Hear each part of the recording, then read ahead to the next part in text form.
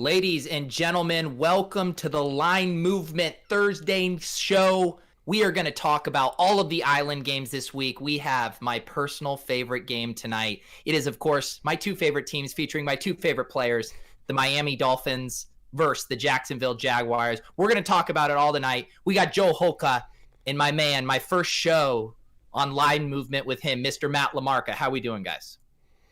LaMarca, go ahead, man. You're the one with the crispy new camera. You got your new PC rolling. This is the first live stream with all the new gear, man. So you start us off. I know. I'm excited. I feel like everything has changed for me now.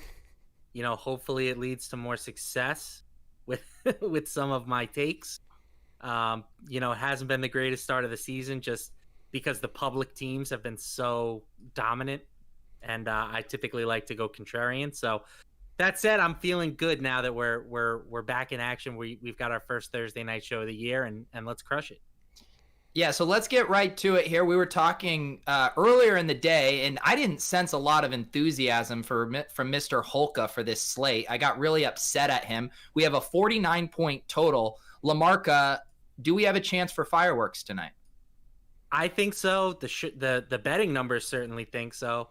If you look at the money breakdown on the total in this game, 72% of the bets are on the under, but 70% of the money is on the over, which is usually a good sign that the professional bettors like that side. The total has already risen to 49. It's up to 49.5 at certain locations. These two teams have been the two worst defenses in the league in terms of pass defense DVOA to start the season. So I'm expecting both of these guys to light it up. We've seen Fitzpatrick have big games in the past in great matchups, and Minshew has been pretty excellent to start the season. Yeah, and as far as news and notes on this game, if you guys are setting your showdown lineups, season-long lineups, not too much outside of the DJ Chark news that broke earlier today. He is sitting. That means it is Laviska Shenault's season, hoping that he expands on his 5 carries and 4 catches last week. Lots of other interesting pieces in the pass game there. And then as far as other inactives, D.D. Westbrook is active this week after being inactive the past 2 weeks. And then on the Miami side, they have their kind of 2 Swiss Army knife rookies, Malcolm Perry and Lynn Bowden, who they traded for from the Raiders. Both of those guys are inactive, which I'm hoping means a few more passes for my guy, Patrick Laird. Joe Holka, what's jumping out for you with this game? Yeah, I think originally when we decided we were going to do this show, obviously talking about all of the island games, but starting with Thursday Night Football, I was like, God, like what's going to happen on these days where we get games like this, like where there's just no players to talk about? But you're proving me wrong right away, man. I mean, Laviska, like this is that. I mean, the content makes itself at this point. I think this game overall, I'm kind of with LaMarca that the fact that it's been bet up, the total in general is interesting for sure. I'm sure we'll go through a little bit of some DFS stuff also, but Pete, like you should lead us off in terms of showdown, like the success you've been having so far this year. Like we can't just ignore it, right? Like we should just be tailing you at this point. Yeah, I mean, if people happen to not follow the Showdown Thought Leader on Twitter, the cliff notes are last Sunday night, I got first in the $3.20 max on DraftKings with 12 of my friends, but a 60,000 person contest, so we'll take that. Nice score. Follow it up on Monday Night Football. Same contest, same size, $3.20 max.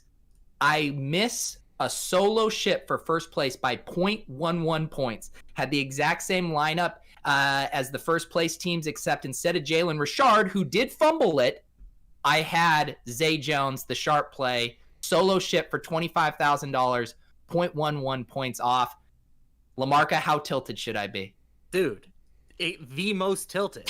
I mean, as far as missing a ship goes, like that was a Richard fumble. It was. Like, I've watched it. It hit him in the breadbasket. The fact that he didn't get the fumble there, I would be writing angry letters to the NFL on a daily basis. I think I have just been so broken by fantasy football that, like, I mean, I was tilting, but like I didn't lose sleep over it. You know, my life is good. We'll move on. And when you're the Showdown Thought Leader, we're just on to the next slate. You know, when you know you have that big of an advantage over a 60,000 person field, you just say, bring on the next slate.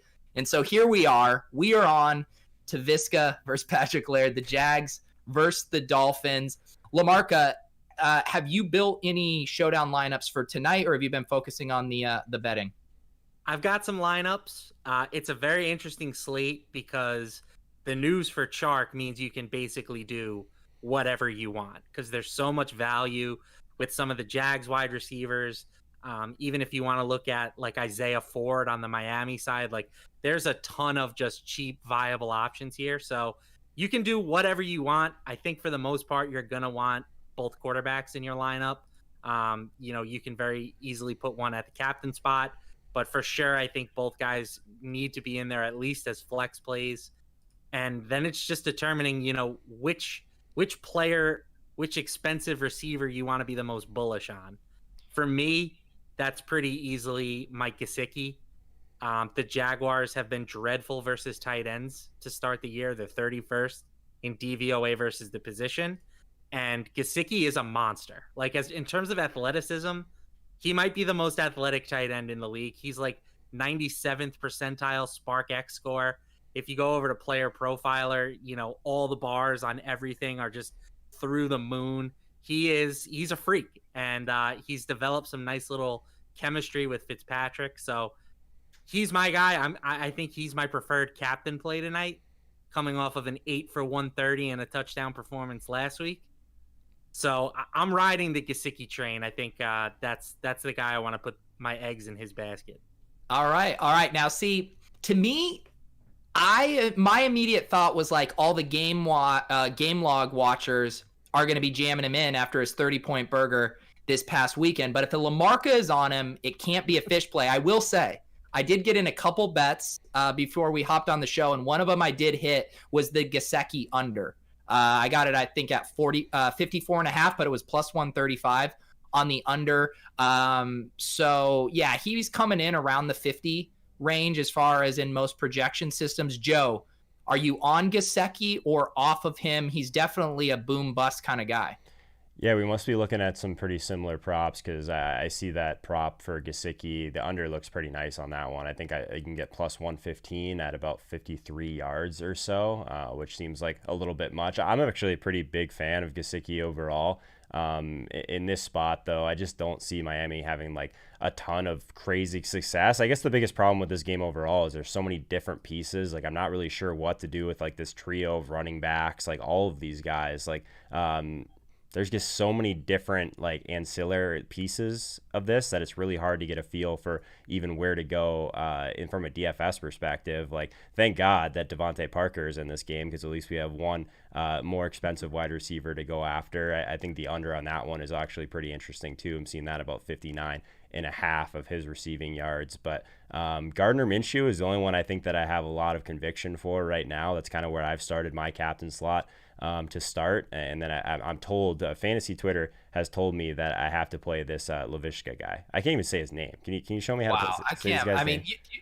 This is the old Joe. You would have been digging in on these prospect profiles. Laviska Shenault, second-round draft pick out of the University of Colorado, broke out early with a huge market share of yards, can rush the ball, and now he has a clear runway without DJ Chark. We do have a question in the chat. Someone wants to know, can you do Keelan Cole in the captain slot? Keelan Cole is second on the Jags in targets through these first 2 weeks.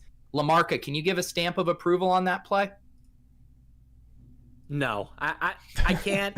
I mean, you can. Listen, let's be honest. You can do anything in Showdown, and if you want to leave a ton of salary on the board, I think that this is a pretty good slate to do it.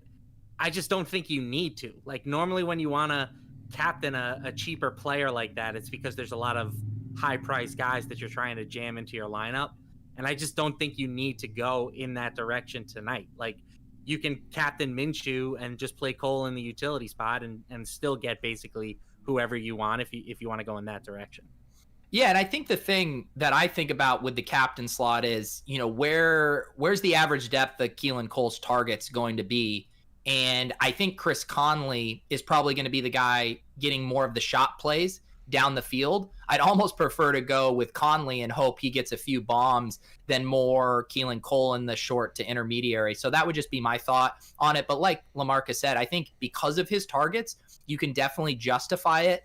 I was reading a couple articles about kind of leverage on the slate, and it was pointing toward the wide receiver one. So if the field is gravitating to the quarterbacks with Minshew and Fitzpatrick, I think you can obviously make a case for Parker, and then whoever you think is going to step into that wide receiver one role for the Jags, whether that's Cole or Chenault, or if there's a Conley truther out there. Joe, have you built your lineup? I know you said you were going to try to squeeze one in here. Do you have any conviction showdown takes? Yeah, I think the thing that stood out right away is that like Chris Conley's 2,200, like Chenault is 6,600. So I don't know if they just heard everyone on Twitter throughout this, but 6,600 for Chenault. It's not like he's really cheap. So I like the idea of going with Conley for sure. Even Keelan Cole is a little bit cheaper than Chenault. I do like the Jacksonville pass catchers just because I said I'm on Minshew for sure. I think that this is a game where like the running backs overall kind of scare me a little bit. So I'm trying to figure out what I want to do in terms of kickers and defenses. Obviously, at most one kicker, one defense for me in these type of things. But I'll ask you this, Pete, since you're the guy that's had so much showdown success lately, are you doing a lot of 4-2 stacks, 5-1 stacks? I'm still playing mostly single entry for this type of stuff, and you were playing mostly 20 max, right? So it might differ a little bit.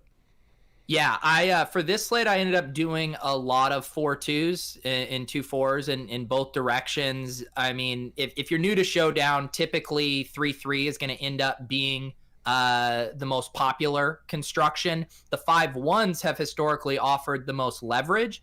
That said, those kind of lend themselves to one-sided blowout games, obviously. And the way I look at this game, and I'm curious to hear LaMarca's thoughts, I can see both offenses having a ton of success. I'm not getting a ton of defenses in my build. So to me, that 4-2 is kind of the sweet spot for this slate. Yeah, I agree. This is not a slate where I'm targeting the defense, which is weird to say when Ryan Fitzpatrick is the quarterback for one of the other teams. Like there could very well be a Jacksonville pick six, but it's just such a bad slate in terms of like these defenses are just bad. Like these pass defenses aren't good. Miami's not much better in terms of run defense. I think they were like 31st in DVOA and rush defense as well. And by the way, one inactive we didn't mention, Miami Dolphins are going to be without Byron Jones, who is like their, high price defensive acquisition that they made during the offseason. So I get why the Sharps are just pounding the over right now. I think that this is a game where you want the offensive pieces, not the defensive pieces. Let's talk about Chenault for a second. Joe just learned who he is. He is actually going to be the godfather to my unborn child. So we're all at different levels of familiarity with Laviska Shenault. The interesting thing to me is last week he had more carries than catches. He had 5 carries and 4 catches, and everyone kind of expected that he would have a rushing role this year, and without Leonard Fournette there and Raquel Armstead on the COVID IR, it made sense that role would be there. That said, I think to access this ceiling, like Shenault in your captain spot ceiling, we have to get more targets for him, or we're having to get more goal line carries for him to really access that ceiling. So as much as I'm excited about it, I do think Shenault has a very high floor. He's going to be high owned. The percentages I'm seeing are around 45 to 50% in regular lineups, and then 5 to 7% in the captain spot. Joe, since you just learned about him, you have no biases. You can just look at the numbers here. Does he feel like he's going to be too chalky for you to play? Again, like the price bothers me a little bit. I think if I will say this, like the one lineup that I've built so far that I'm not super happy with, it feels like it was pretty easy to come together in a 4-2, so I might have to make some changes, but it does have Shenault in it. I mean, you can't deny like kind of at least the role that he's had so far. Like there hasn't been a crazy breakout performance, but like you said, I think he's a guy that like he's going to be active in the red zone. He's going to be like getting some rush attempts in there as well, which is extremely valuable from a guy like that. I think overall, like you have to think about these slates based on, I like to think about on captain ownership more than anything. Like obviously we see these quarterbacks end up being in the winning lineup more often than not, but it depends on what type of contest you're playing. If you're playing a contest with 100 people in it, sure, roll out a Minshew captain, roll out a Fitzpatrick captain. But if you're trying to win something with 100,000 people in it, or obviously like the biggest tournament there is, I don't know if you can really go with one of those guys. I would rather take a shot on one of these wide receivers or Gesicki, someone like that, to have a big game. Devontae Parker, maybe people don't want to go back to him. So I'd be building some teams with Parker at captain, maybe Gesicki. I think the ones on the Jacksonville side, it still feels a little bit spread out to me. Do you guys have any lean on these running backs? I haven't really done any builds so far with any of them so far. What do you got, LaMarca, on the running backs? The Miami situation is, like, I think pretty appealing to avoid. Gaskin has been the leader in that department. He leads them in rushes. He's got 10 catches on 11 targets to start the season, but he just doesn't have a ton of touchdown upside because of the corpse of Jordan Howard, who literally has more rush attempts than yards this season. He's got 13 attempts for 11 yards, but he's fallen into the end zone twice. So I don't love Jordan Howard, but if Gaskin can't score, that kind of eliminates him for me at his current price tag. Yeah, the one thing I will say about Gaskin is he's had pretty good usage in the pass game, which I kept envisioning earlier in the season that was going to be Matt Breida's role, and he's been kind of just sent away. I don't know what he did to fall out of their graces. So I do think Gaskin is maybe a little bit more game script independent than we might think. Joe, on the other side of the ball, James Robinson, undrafted free agent, he has been running extremely well. He's not going to catch passes.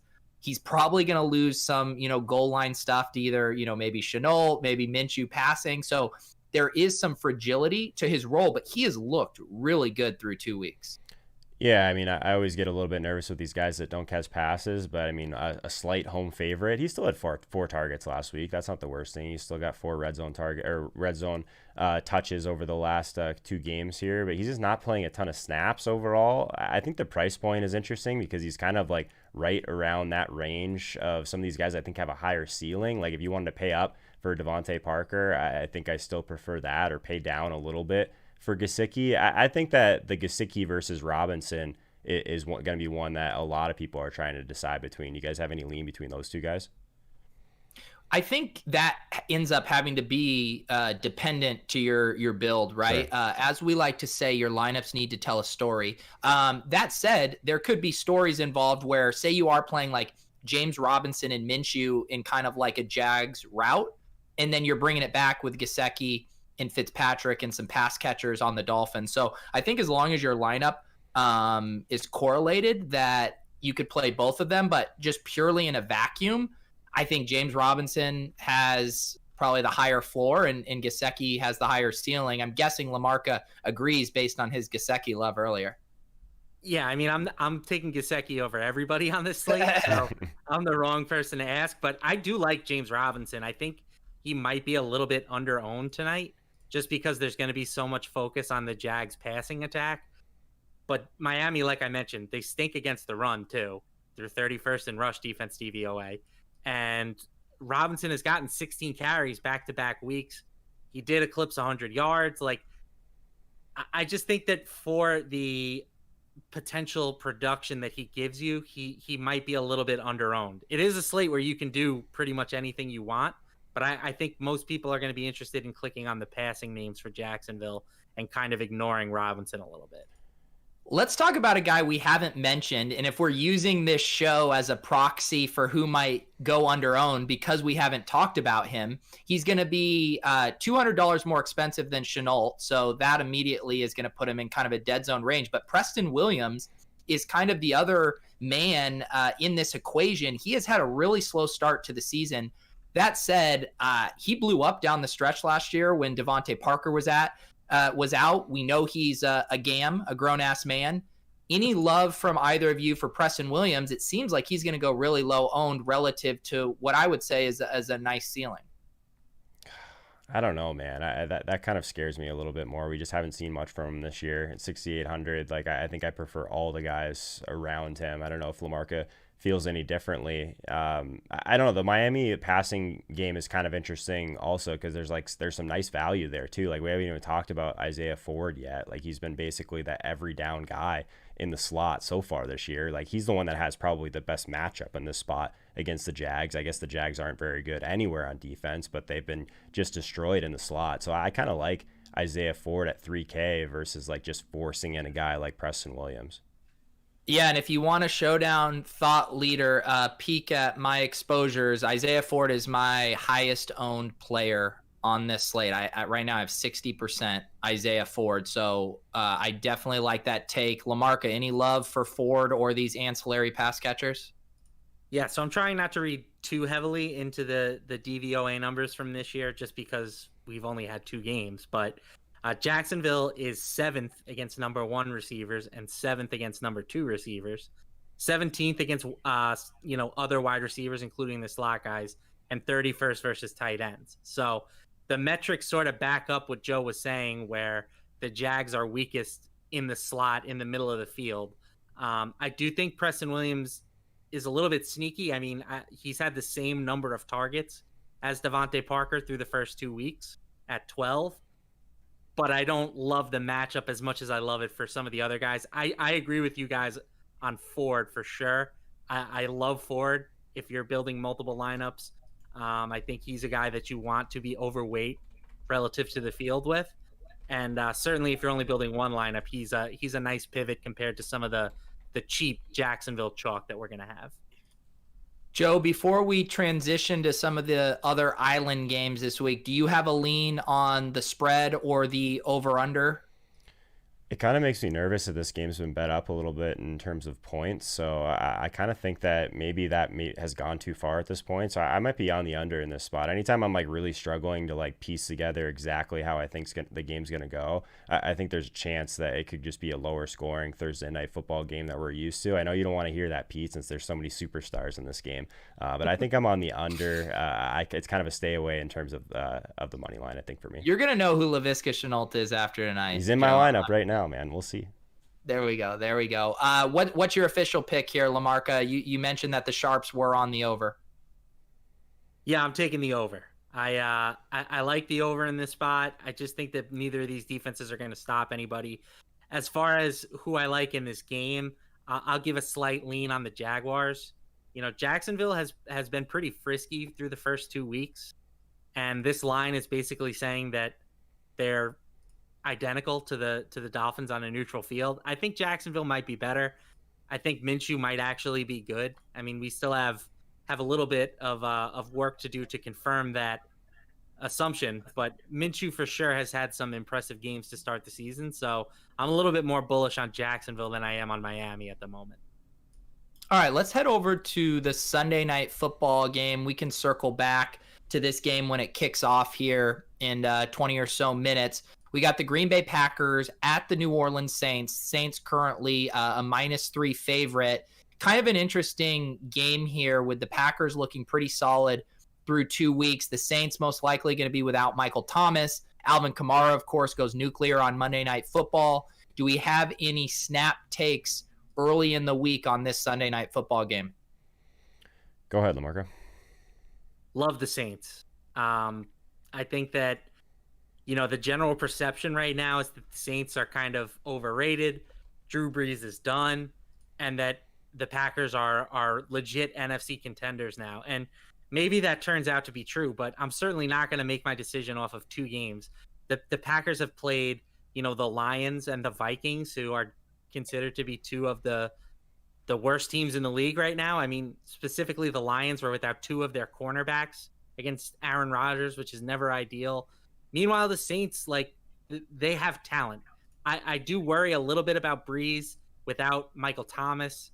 Emmanuel Sanders, who was supposed to be an addition for this team, has looked completely cooked through their first 2 games. But I'm not writing off Drew Brees and the Saints just yet. I mean, let's not forget that they beat the Bucs in Week 1, so they covered in that game. They were, the Bucs are expected to contend for the division title with the Saints, and New Orleans was able to take care of business. So I think the fact that this spread has dropped from 6.5 at opening to just 3 is a massive overreaction. There are rumblings going around, is Drew Brees cooked? Obviously, he doesn't have his superstar wide receiver, but he's not pushing the ball downfield too much, leaning heavily on Alvin Kamara, who luckily looks very explosive and dynamic after his kind of injury-plagued season last year. Joe, are you buying the Saints here in that line movement? Nice plug. Or are you thinking the Packers might be able to hang tight here? I hate this because I was like so invested in the Saints team to start the year, and I was on record as saying that I think they could pretty easily go to the Super Bowl this year and no one would think twice about it. But then I saw Drew Brees play for the first time in a while, and man, this guy, like, I know people have been mentioning, but he looks like Phillip Rivers out there at times, the way he's throwing the ball right now. He just refuses to push it down the field, like you said, and I don't really think it's a narrative. Like, that kind of scares me a little bit, especially when like his best weapon in that area of the field is injured right now. So for this specific game, I don't know. I think that the one thing that would, I guess, lead you towards the Saints still is just how well this defensive front has been. Like, I think that if there was one person that maybe people will just run back to after all of those touchdowns, maybe people go back to Aaron Jones and DFS.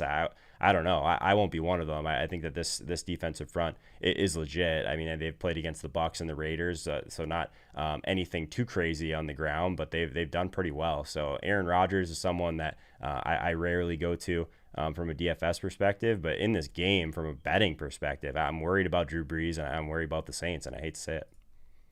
LaMarca, from just kind of a fantasy perspective, with Michael Thomas out so far, it seems like it's getting spread around, obviously focusing on Kamara, but as far as the pass catchers, Emmanuel Sanders, Jared Cook, Traequan Smith, do you see any of those guys kind of stepping up here? I think I was personally hoping for a little bit more out of Emmanuel Sanders, but he might just be a little cooked now as well, too. I think he's done. Traequan is the guy that I think, if you're looking for someone to step up and fill that role, it's going to be Traequan Smith.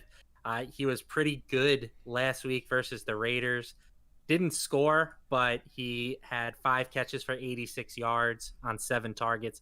I think he's the best option. I do like Deontay Harris, but he's more of like a gadget type player that you want to get, end arounds and try and get him the ball in space. So there really aren't a ton of options here without Michael Thomas. They need him badly. I think Alvin Kamara is going to have to shoulder the majority of the workload for them while he's out, but Traequan is the guy that I think gets the biggest boost in value. We got a good nugget in the chat from a handle that really resonates with me as a former esports thought leader. New esports fan says Davante looks like he's going to sit, by the way. That's a very good point. I have seen that as well. The team has been a little quiet about what's going on with that hamstring injury. Obviously, Joe, the next men up are Marquez Valdez-Scantling, who started the season hot, and Allen Lazard, who's looked good as well. Anyone beyond those guys in the run game that interests you if Davante is out? I think it's probably MVS if you had to pick one. I know you're probably more of a Lazard guy, Peter, but I'm kind of an MVS truther after what he did for us in preseason last year. Overall, though, like it's a very scary blow. Like if there's all these people that we could lose across the NFL that, yes, you can probably plug some holes, but like when realistically there just isn't a whole lot there besides Davante Adams that Aaron Rodgers actually trusts with his life. So I don't know, that definitely could be something that would lean you toward the Saints side, especially. Do we ever see like a wide receiver move a line? Like, not really, right? It's mostly just the quarterbacks that move it heavily. But in this situation, like I think it matters for sure. It definitely gives me some pause. Thanks for that in the chat, new esports fan. That's good stuff. And LaMarca, I just realized now we're coming off the Aaron Jones explosion and the Alvin Kamara explosion, both of them almost going for 50 points. Aaron Jones still kind of splitting work with some of these other backs, just been hyper efficient. Do we ever truly see Aaron Jones freed, or is it just going to be same old, same old?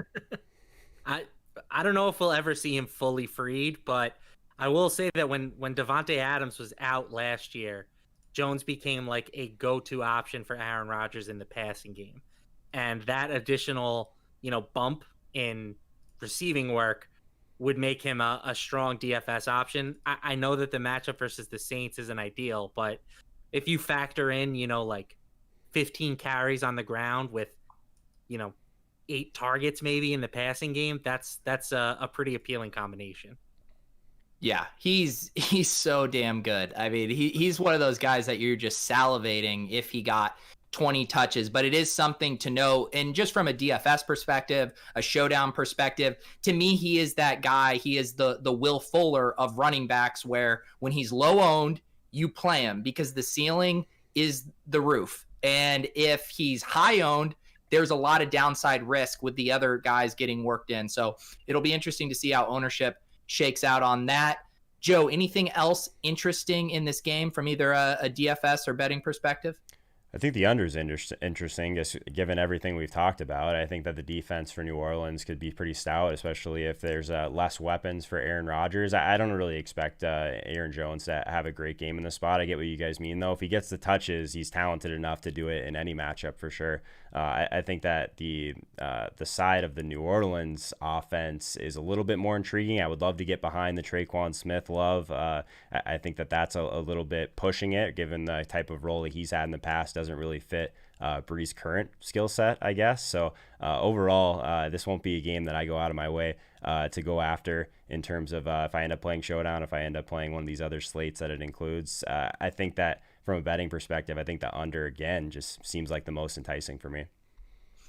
Let's head over to the Monday night game. This is the marquee matchup of the season. The two best teams in football, Baltimore Ravens hosting the Kansas City Chiefs. Looks like the Ravens are 3.5-point favorites right now. LaMarca, in the battle of the two best teams in the NFL, who do you got? I'm so bullish on Baltimore this season. I mean, I picked them to win the Super Bowl. I have a small wager on them to finish undefeated. I think that this is their biggest roadblock, right? You know, these are not just the two best teams in the league, but like the two best teams in the league by a pretty significant margin. The Sharps, this line came out at 2.5, and the Sharps just pounded away at the Ravens, which has brought it up to 3.5. I brought this up on our Tuesday show, but I think that this is a spot that the Ravens have had circled on their calendars for a while. You know, Lamar Jackson lost 2 regular season games last year. One was against the Chiefs. I think that this is a matchup where they're going to, you know, hold nothing back. I think the Ravens bring their A contest. If that means Lamar Jackson carries it 20 times, since the Chiefs are so bad against the run, I think that they might allow him to do that. So I think that Baltimore asserts their claim as the best team in the league this week. Holka, the Chiefs looked a little shaky against the Chargers. Do you think, I mean, they're always live, but if you had to put your cold, hard-earned dollars on this game right now, who are you taking? Yeah, like LaMarca said, we talked about this game like at depth on our Tuesday show, so I'm with him. A lot of times LaMarca and I have like differing views, I think, on a lot of these games because he's kind of the natural contrarian for sure. But I'm with him. I love Baltimore. Again, I talked about how I picked the Saints to go to the Super Bowl in the AFC. I picked Baltimore, not a huge shocker there, but I just think they're a better team overall than Kansas City. I think that Mahomes, I think he could struggle in this spot. I think that there's an argument in favor of exactly what LaMarca just said. Like maybe Lamar just runs absolutely wild in this one because they can't stop the run in Kansas City. It's an interesting game. I think this is one of those classic ones that the public wants to bet the over on, but maybe just doesn't quite get there. I think that Baltimore ultimately still wants to control the ball a little bit. And I think they'll do that with the run game, which maybe just leads to a few less plays overall. But it's going to be an exciting, real football game to watch, that's for sure. Yeah, it has been a little bit nerve-wracking for fantasy how good and how efficient the Ravens are on both sides of the ball. And you see a Mark Andrews dud last week, and you get disappointed that they are able to control teams so well. So I think from a pure fantasy and points perspective, we need the Chiefs to get an early lead here, a couple touchdowns, really push the pace of that game, because otherwise I agree with you. I think the Ravens can really control on the ground if that's how they want to approach it. LaMarca, any skill position players jumping out at you here? I don't think we have any news and notes and too many injury situations to worry about here. I do know Darrell Williams is a little banged up as the backup to Clyde Edwards-Helaire.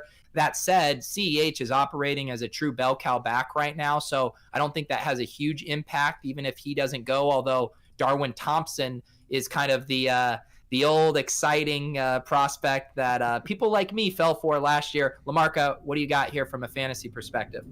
Yeah, I like CEH. I think he's pretty much established through the first 2 games that he's going to be game script proof this year. I mean, when they were dominating the Texans, he had 25 carries, including 15 carries inside the 10-yard line, it felt like. And then last week, when it was a little bit more of a competitive contest, he had 8 targets. So he's going to get the goal line work. He's going to get the pass catching work. And in any game where the Chiefs are going to be on the field, Hilaire is going to be in play. Yeah. We got new esports fan in the chat. He's really cementing himself as our kind of Tony Reale fact checker here, letting me know that Sammy Watkins is in the concussion protocol. He says wheels up for Mecole Hardman. God, I hope you're right, as someone who drafted Mecole Hardman very aggressively this summer. The sad truth is they will continue to mix in Demarcus Robinson there. Joe, implications if Sammy Watkins happen to miss this game? I mean, you said it, right? It's Mecole Hardman. I think he's the guy that could break the slate right open for everyone. He's someone that, even in season long, he's someone you go after in trades because he's that one injury away from being a very relevant piece for any sort of fantasy endeavor you have. I was with you last year, for the record, on just being way too overweight on Mecole Hardman. Sammy Watkins is just... He's Sammy Watkins, right? He's going to come and be really good in a couple games throughout the year, and the rest of it, he's just going to underperform. If anything, it might be a boost to this offense if Watkins isn't out there. That is a good... I will say, real quick. Yeah. I just pulled up the old Patty Mahomes splits here with Watkins in the lineup versus out of the lineup, and they're pretty stark. You wouldn't expect them to be this stark, but 28 games with Watkins in the lineup, and he's averaged 27.76 DK points. Wow. Obviously very good. 10 games without Sammy Watkins, 20.34 DraftKings points. So nearly 7.5 fewer DK points per game. Hang on, I want to make sure that I'm getting LaMarca pinning him down on this take. You are saying that Sammy Watkins is the straw that stirs the Chiefs' drink? That is not what I said. It sounds like that's what you're saying. It was read numbers, okay? The data does not lie. It seems like that might be a little small sample size noise there, LaMarca. So I really do need to pin you down on this take. Is Sammy Watkins the engine to the Chiefs offense? No, hang on. Full screen, LaMarca. You're on. Full screen, LaMarca. Look in the camera's eye and tell them that without Sammy Watkins, this team can do nothing. That is not what I'm saying. I'm just saying for the Chiefs, if the Chiefs offense was a car, right, with Sammy Watkins, they're a Lamborghini. Without Sammy Watkins, they're like a Audi A8. Oh. Still a very good this car. take. I hate it. I hate this take. I am going on record and saying Sammy Watkins has literally no impact on the success of the Chiefs offense. I'm just saying it. Okay. I legitimately think they would be better giving Mecole Hardman an expanded set. That's what all you fantasy dweebs think, all right? You all get in your little echo chambers, and it's like, oh, Mecole Hardman, he's Tyreek Hill Jr. And it's like, oh, you should be getting 85 targets a game. The Chiefs offense would never stop scoring. Joe, but there's a reason that Sammy Watkins is the wide receiver 2 for the Chiefs. Joe, did he just call us fantasy dweebs? What is LaMarca? I mean, he's not completely wrong, but this is a fire take, but I'm loving every second of it. Who is the person who wrote an MLB DFS article today? And then tell me who the fantasy dweeb is. I guess that's me. Okay. Do people still play MLB DFS? I haven't played that in years. I've lost enough money in MLB DFS to just retire. All right. This everyone tag LaMarca throughout the season as Sammy Watkins fades away like he does every year in Mecole Hardman rocket ship. But hey, who am I to say? I'm just another fantasy dweeb. The 1 week. He'll have like 1 week through the first 8 games of the year where he has like 35 DK points. And the victory laps on Twitter are going to be just tremendous. I told you, he's the kind of guy you want on your best ball teams. That 35-point week, that is a season changer. Is that your character fantasy dweeb? Yes. We need to get LaMarca doing more characters on here. I told you he'd get those spiked weeks for you. I will say, I will concede, he was being overdrafted toward the end of best ball season.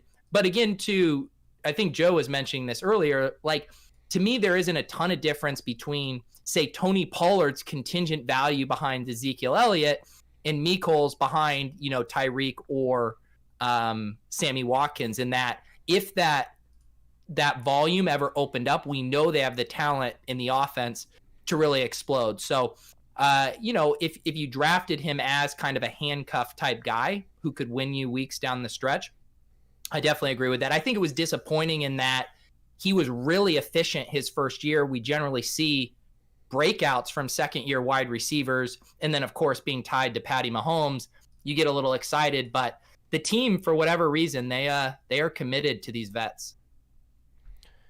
That's true. So that is the rundown for the Sunday night and Monday night games. Obviously, lots of news and notes to happen before then, but we wanted to give you guys the first look on those Island games. We are kicking off here in about 5 minutes in Florida, an Island game between what I can only call Patrick Laird versus Laviska Shenault, two guys that Joe Holka has never heard of.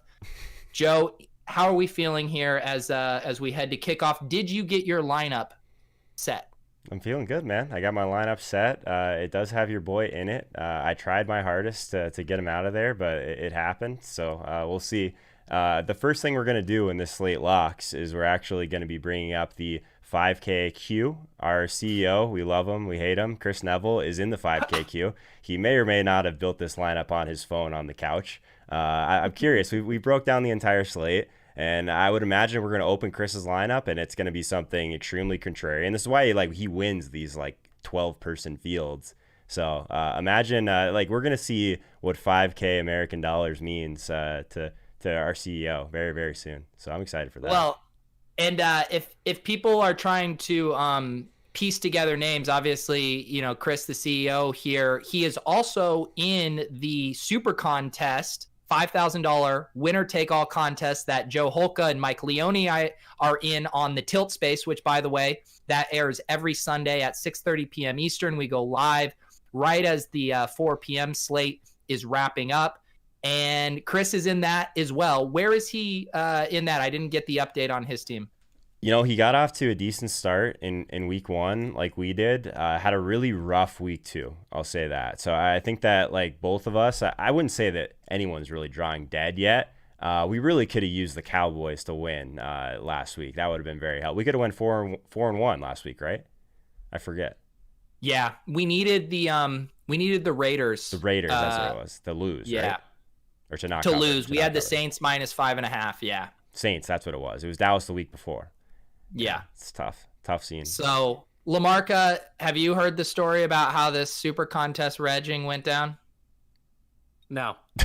We were trying to figure out what contest we were getting in. We were trying to find a proxy. It was kind of hectic. We ended up signing up for the $5,000 version of the Super Contest. We're like, that'll be easier than having multiple teams, whatever. Just put one lineup in, or one kind of entry in, easier. Yeah, one lineup between the three of us or whatever. It'll be fine. We find out not a smooth payout structure. In fact, all the first. Winner take all.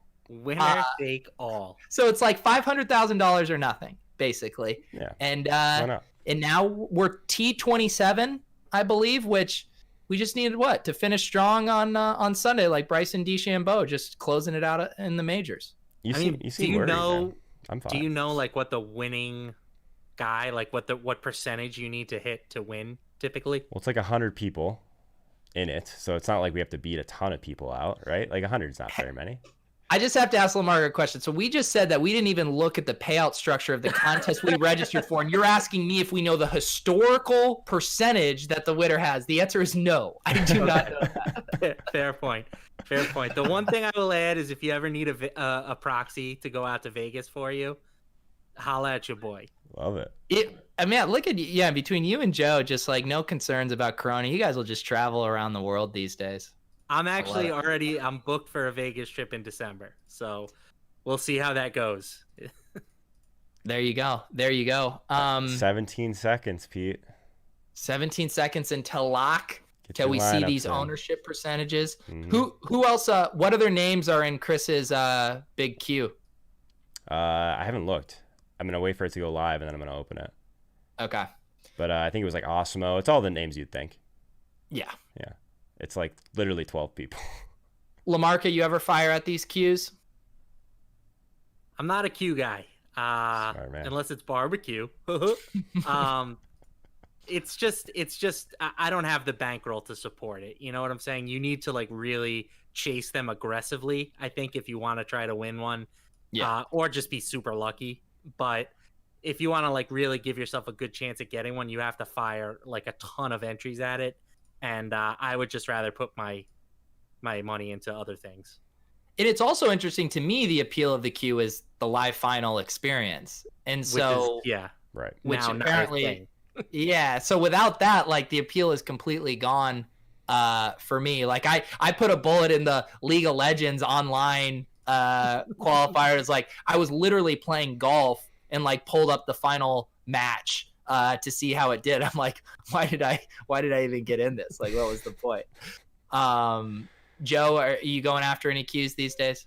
Man, I went after queues for NHL last year and just bricked it, had 3 second place finishes. So I might call it with queues. I don't know. Like you said, like the whole thing is to go to live finals. I think the thing that you wanna do is just find someone that you can go with. So let them fire all their money and then you go. That's how I went to the live. Like Chris, literally, he brought me to the live final last year for NFL, which was a good time. Who do you guys think, before I bring it up, who do you think Chris's captain is? Okay, you said he generally likes to go pretty contrarian. I don't think he'll have one of the quarterbacks. Correct. I think he's going to have somebody funky.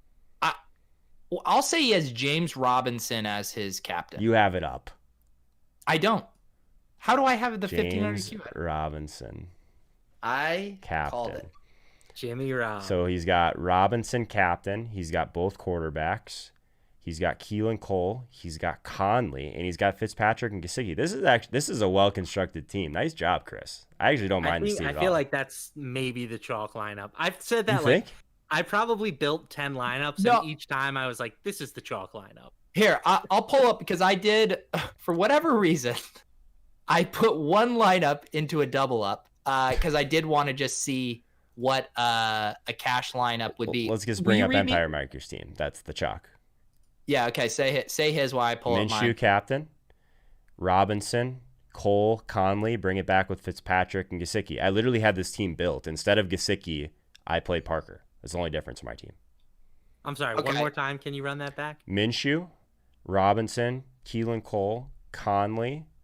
Bring it back with Fitzpatrick, Gesicki. That's the chalk. Yeah, that's the chalk. Yeah. See, that's interesting to me because Conley feels pretty volatile to me for just like a cash. He's 46% owned in this. So this was I had Fitzpatrick captain, Minshew, or Fitzpatrick with Parker and Isaiah Ford, and then Minshew with Shenault and Cole. So no running backs, but a lot of target volume there. But I trust that Empire Makers is correct, is more optimal in cash than mine. So it looks like not a shocker, but Minshew and Fitzpatrick, at least in this queue, are the most popular captains. Chris is one of 2 people that have Robinson in the captain, which isn't bad. Okay. So I'm in the $50 single entry, and Minshew is over 26% at captain. Yeah, let's look at some actual tournaments here. I'm just gonna bring up the big tournament. So John, while you pull this up, John in the chat, what do you guys prefer more, Showdown or Classic? To me, I love both. Like on Sundays, I love playing the main slate, and I love doing that. And then the Showdowns are just so fun for Thursday night, Sunday night, and Monday night. I think it's like a nice kind of change up knuckleball to the full slate experience. LaMarca, your thoughts? Yeah, it's a great question. I'm with you where I enjoy both. I think that my skill set might be a little bit better suited for Showdown, like because I can just focus all my attention on one contest. Like when you're looking at a main slate, like this Sunday main slate is 13 games. It's just hard to give all 13 games like your full undivided attention. At least for me. I'm some people can do it. So Yeah. I might give a slight edge to the showdown slate, but I mean, both are just fantastic. And I think too, they're almost completely different games on a main slate. Like last week, Aaron Jones was a great play, and he was incredibly low owned and had a monster ceiling. Like you can get those plays on a main slate. In showdown, the number one thing is you don't want, if you're playing these tournaments, is you don't want your lineup duplicated. And because there are finite number of combinations, a lot of these lineups are going to be duplicated, and it's going to be a negative EV lineup, if you're heavily duped. So you're really having to get unique while not sacrificing too many projected points. And that's kind of its own little riddle that Showdown presents. So it's a completely different game, but I find it very fun. I think we have the random backup tight end on the Dolphins starts out with a catch, Smythe. They're blocking tight end. So slate's over, right? Slate's over, one catch. That's how this works, right? Slate's over. Yeah. If you don't have that guy, you lose. I think so. I also see my live scoring is ahead of my stream, and I see Devontae Parker already has a 20-yard catch as well. I see that as well. Kids got him. Yeah. I'm going to win all the money. Looks like the Dolphins are just moving right down the field. Yeah. Liking that over still, right? Oh, yeah. Gaskin looks good. Man, this is what, to me, what's kind of crazy about the Gaskin thing, and because I've had the Dolphins backfield under a microscope, with my guy Laird, is sweating the cut down day when they trade for Bowden with 5 minutes left. It's shocking to me that Breida just has not been involved, because to me, he's, by far the most athletic, explosive guy. I mean, before Raheem Mostert earlier this season, was the highest speed, according to Next Gen Stats on a breakaway run, just like a freak. So to have Gaskin come in and command such a large workload basically out of nowhere, it's still shocking to me. I don't know what you guys think about it. Man, I just don't even mess with any of these backfields just because I think they're so hard to figure out, and I'm just going to let other people play these guys. So I haven't spent much time even trying to figure it out. But I'm with you. Breida is a guy that you would think could come in and take over a backfield right? We've seen him be so productive before. I don't know. It's crazy. I'll say this about Showdown. This is the only form. So if I want to sit down and watch a football game and it's not Sunday, the only way I can do that is if I play Showdown, because then I have to make my girlfriend make a lineup at the same time. It's the only way she'll watch football with me. So my Showdown experience is a lot different than my Sunday experience, because Sunday, a lot of action going out. Showdown is more of just a fun experience for me personally. I think it's nice to have a little bit of both. It feels like a totally different game overall. The other thing about, you have the negative life decisions, man. You guys with your women. It's true. It's not a great thing for the wallet. I can confirm. That's a good life hack there by Joe. To make the lineups with your significant others, and then you guys both are invested. I made her play NHL Showdown lineup so I can watch hockey. Man. What do you think? What do you think, dude? Somebody should try getting 150 max times 2. Yeah, Joe, are you a little nervous saying that you're making DFS lineups with your girlfriend? She doesn't have her own account. It's literally on my account. Literally. So this is how for anyone out there that wants to kind of reenact what I've done. So basically, you tell her, you make her lineup, you give her whatever. She doesn't have to pay you anything because you're watching the game. You're basically paying your girlfriend to watch the game. But then if you win, you basically tell her, oh, okay, so we'll split the profits after taxes, after buy-in. So if for some reason she builds a lineup that's better than yours, which is probably going to happen, right? That happens to me all the time. If that happens, then basically you only have to give her 15% of the winnings, basically, because you take the taxes out, you take the buy-ins out, you split it 50-50. So you're just paying extra rate, right? Hang on. You're telling me. So at first when Joe said this, I thought this was a sweet communal activity between a couple. Then he goes, you're basically paying your girlfriend to watch the game, and he starts getting into the tax implications of it. I mean, what do you mean? So okay, so here the reason I had to think this through is because again, NHL Showdown, I'm trying to watch playoff hockey with my girlfriend. She just hates me. She wants to watch other things. So I literally we'll toss in $100 worth of entries on 2 different lineups. I'll make one, she'll make one. And then she just built the stones one night, literally. Best lineup on DraftKings. If I would have played that with $1,000, we would have been rich. but she literally like 10 X's. And then she's like, oh my God, like how much of that do I get? So I'm sitting there just like, oh my God, we just made like $2,500. Like I'm sitting there. Okay. I'm like, okay, 50-50. We'll take the buy-ins out and then we'll split it. So it's like, I don't know. I sent her like $300. She's the happiest girl on the planet. It was great. It's the best thing. It's the best thing. Oh my goodness. She thinks DFS is great. She thinks DFS is so much fun. So like the same thing happens. Like we'll buy in and we'll brick everything. She doesn't pay me anything. So like I think I deserve it. What's love if not sending your significant other a 1099 after their DFS score? Oh my goodness. LaMarca, you want to find a partner to max in or contest with or what? Yeah, that's the main reason why I've applied to The Bachelor so many times. For some reason, they haven't accepted yet, but we'll figure it out. It looks like the Jags have an injury here to their linebacker, Leon Jacobs. They say the cart is coming out to get him, which is no good. The Dolphins, though, moving the ball down the field really well. Gaskin rolling, Fitzpatrick rolling. So hopefully we get this shootout we all want. Should we call it here, Pete? What are you thinking? Should we continue to sweat this 5K queue that we're not in, or should we call her? We could probably call it unless Chris wants to hop on with us sometime and talk us through. Sure, he would. I mean, his lineup's already scoring more points than mine, so shout out, Chris. Real quick before we go, LaMarca, did you just have a big betting preview that went up on Line Movement? Yes, sir. All 13 Sunday main slate games. How late were you up last night? Tell the people. I was up until 9 a.m. Eastern time. So basically I was up for about 26 straight hours. I had been up for 4 hours, LaMarca. It's 4 hours into my day. Well, unreal. I mean, I was up since 8 a.m. the previous day. It's dedication, man.